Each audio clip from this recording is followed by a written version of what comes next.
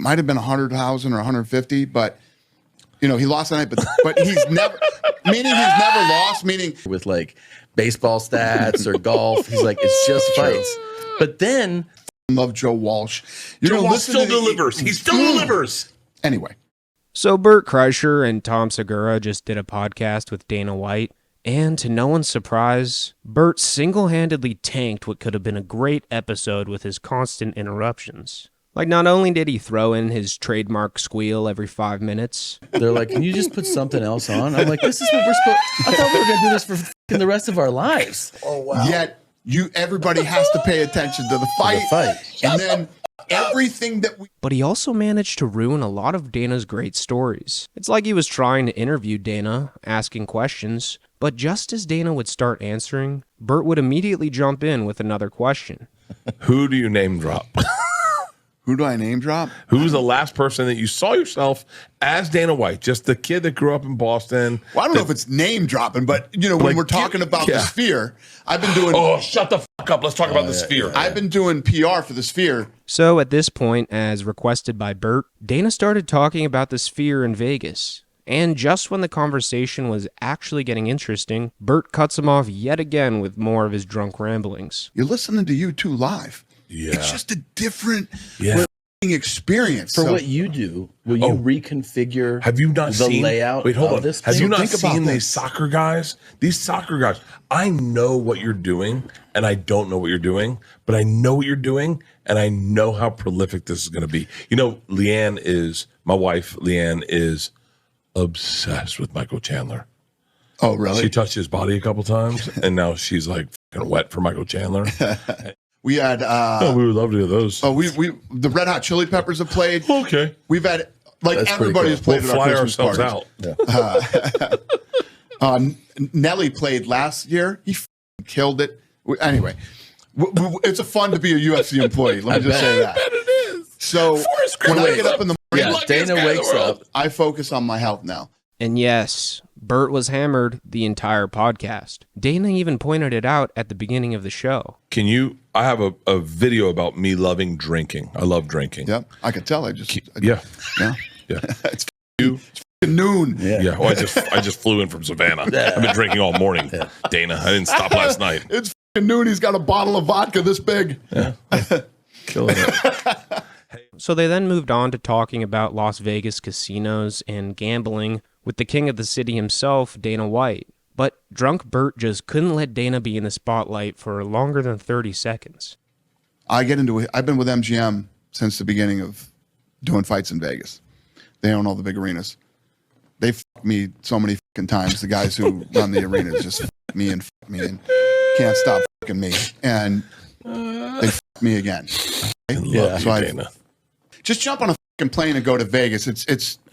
You got a much better chance of winning. Best restaurants. 100%. You walk into a casino, you smell it. 100%. You smell a little bit of cigarette, a little bit of cigar, and a lot of luck. 100%. That's the other thing that I love about casinos.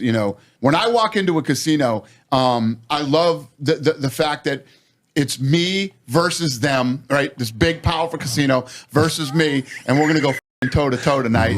The other thing that I love is Vegas. And by far, the best part of the whole episode was when the conversation shifted to Joe Rogan, with Bert ironically saying he thinks of Joe Rogan as a moron. He had his own talk show. Yeah. And he has Joe Rogan on, the Fear Factor guy. I know this clip. Right? Keep going. So Joe Rogan is talking about... I don't look at Joe as the way anyone else looks at Joe. Why is that? I look at him as a moron. Like, I really do. I honestly do. And Tom found this especially hilarious since he had just come off a JRE episode where they basically trashed Bert for a good portion of the show, talking about how he always lies about being on keto, something he also lied about in this podcast. Keto. I eat keto. You're keto, okay. Yeah. Okay. Love keto. Yeah, we're all keto. We're all keto bros.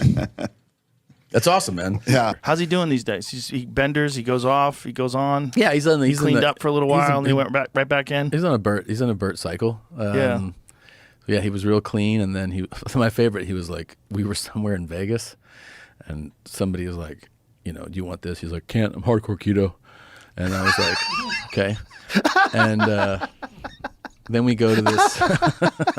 I'm like, okay. The fucking way you said, we twisted your head. Yeah, That's yeah. such a hardcore keto. Hardcore keto. And then we go to this bar and we're pouring drinks, Por Osos drinks, you know, we're like our brand and it's like tons of people and it's a very fun thing. Everyone's out and getting bottles and drinks and we're signing things and of course like, you know, He's throwing them back. he's throwing back and at one point you know, he's standing there shirtless and he goes, I'm absolutely fucking shit faced. I go, yeah, I can tell. And so I go, hey, you know, some time passes. I go, you want to get out of here? He's like, yeah. I go, okay, we're going to go this way out of this place. And here's the exit. And he's like, okay. So I turn this way, say something, then I go, ready? He goes, I'm going to fucking stay. And I go, okay, I'll see you later, man. So Really? I leave. I get the fuck out of there. And then I run into him later. I'm like, how was it? He was like, dude, I was so hammered. I go, yeah, I know. He goes, yeah, I got back and I ate a dozen donuts. And I was like, I go, what happened to hardcore keto? He goes, well, I just ate the tops. And I go, that's not how keto That's works. even worse. Yeah. That's where the frosting is. What are you Lunatic. talking about? He's a lunatic. Oh my God. He's still alive. Mm-hmm. I wonder how long you can do that for. I mean, How long can you do that for? yeah, he does it. And then, you know, what'll happen is like, so he's like, whatever, real crazy right now. And we'll see him in like a month and he'll be like, oh yeah, my other favorite phrase, he's like, I quit drinking. I go, when? He goes, Wednesday. And I'm like, but it's Friday. He's like, I know, but it's like 48 hours, nothing. I'm like, that's not That's a normal that's person. not how that term works. And he's like, but so he'll get to a certain point here where he'll be like, I got to clean it up. And he'll just like really clean it up, you know, like won't drink for a while, clean up the diet. You'll see him just like thin out. He takes a picture on Instagram. Takes a good picture. Sucks his gut in. Sexy picture. This is me now. And then you'll be like, oh, you're 3 good. weeks later, huge. Yeah, it's a cycle. 3 weeks later, I see him waddle through the fucking green room at the mothership. I'm like, what the fuck, dude? The fuck are you doing? I know. He goes hard. He goes hard, dude. So basically, this episode perfectly encapsulates the chaos that tends to follow whenever Bert Kreischer is involved. Like what could have been an insightful conversation with Dana White turned into a train wreck of interruptions, drunken rambling, and Bert's signature self-sabotage. And if you guys want to see other awkward moments of the interview broken down, you should go check out Comedy Enforcement's video on it, where he covers other parts of the podcast that I didn't touch on in this video. And as always, if you made it this far into the video, make sure to leave a comment and don't forget to subscribe. Killed it.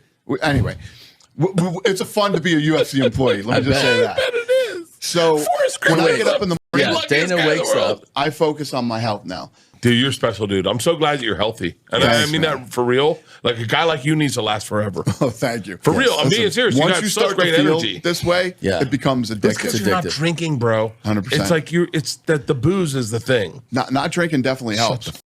But even when I was drinking, I wasn't a big drinker. You know,